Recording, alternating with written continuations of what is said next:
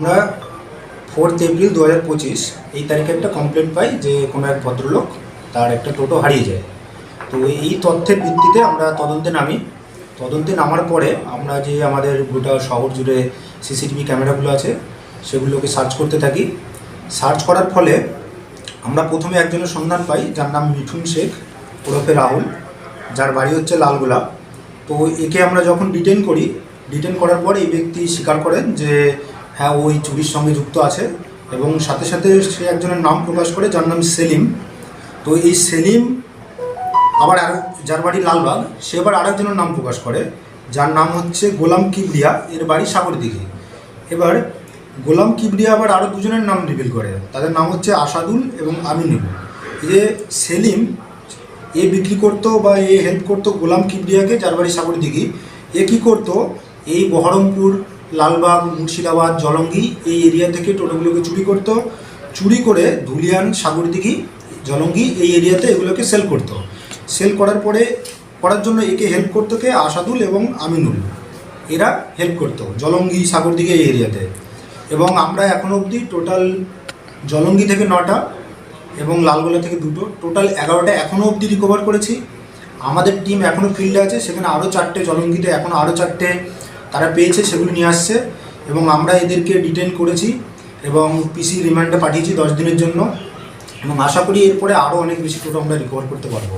এবং এরা নিজেরাই স্বীকার করেছে যে মোর দ্যান 40 বা 50, ইভেন এরা নিজেদের সংখ্যা বলতে পারছে না, তো মোর দ্যান 40 or 50 এরা চুরি করেছে এখন অবধি এরা জানাচ্ছে। এরা কি ফুল টিম হিসেবে কাজ করতো, মানে একজন চুরি করার পর আরেকজনের হাতে দিল, এভাবে কি ক্যারিম্যান হয়ে জিনিসটা তার কাছে পৌঁছে যেত? এটা অবশ্যই বললাম যেটা একটা র্যাকেট, একটা মানে অর্গানাইজড ক্রাইমের মতন। এটা একটা র্যাকেট সিস্টেম, চেইন সিস্টেমে কাজ করতো।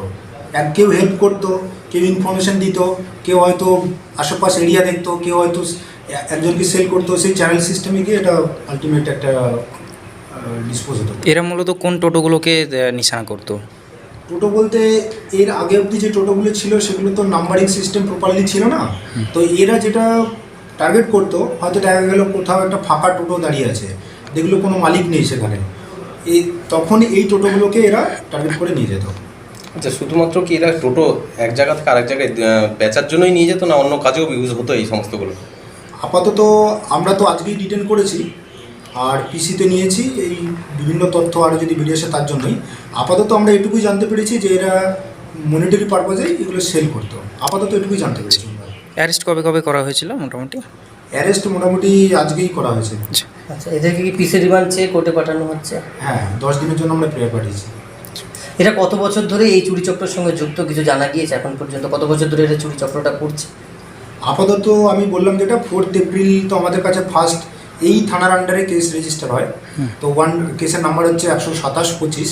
তো আপাতত এটাই আমাদের ফার্স্ট কোনো কমপ্লেন ছিল। এর আগে হয়েছে কিনা এবার আমরা ফার্দার ইনভেস্টিগেশন, এখনো প্রিলিমিনারি স্টেজে আছে। একদম। র্যাকেটটা কি গোটা জেলা জুড়েই আছে এদের র্যাকেটটা কি? ওটা এখনো অবধি আমি যেটা বললাম জলঙ্গি, সাগরদিঘি, লালগোলা এই এরিয়াটা আমরা এখন সন্ধান পেয়েছি, ইনভেস্টিগেশনের ভিত্তিতে আমরা জানতে পারবো। আরও কি অ্যারেস্ট হবে মনে হচ্ছে? স্যার, যে এদের সাথে কি আর কয়েকজনের নাম বা আর কিছু জন কি আছে বলে জানতে পারছেন কিছু?